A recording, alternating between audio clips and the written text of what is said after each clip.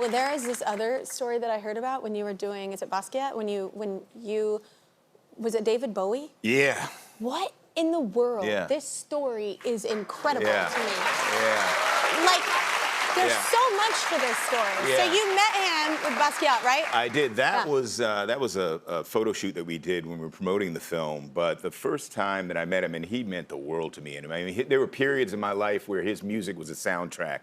I mean, he was just... He is a soundtrack. You know? Yeah, I mean, come yeah. on. So I had the chance to paint for about 6 months before filming began. Julian Schnabel, who directed the film, allowed me access to his studio, and I would be in there painting. Sometimes there would be 20 Basquiats, real pieces of his work lined up, and I would take a bit from one and a bit from another, and just try to make myself comfortable with his aesthetic and his style, and also with the act of painting. Yeah. Had you ever painted before that? A little bit. Okay. Not as much as I had then. As I did then. But so I'm down on my, on this canvas one day, and the door opens, and in walks David Bowie.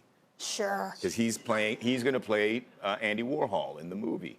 And he walks in, and I'm down there, and he kneels down next to me, and he says, "Do you mind if I watch?"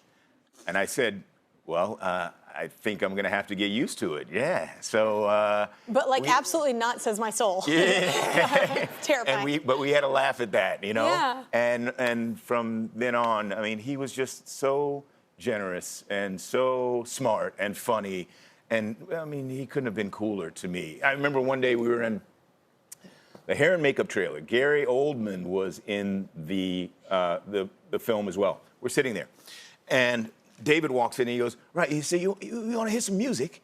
And we're like, "What?" Like his music? Like his music. And you're like, "Yeah, David Bowie, we'll tolerate your music here. Yeah, sure. But Put in your little disc there."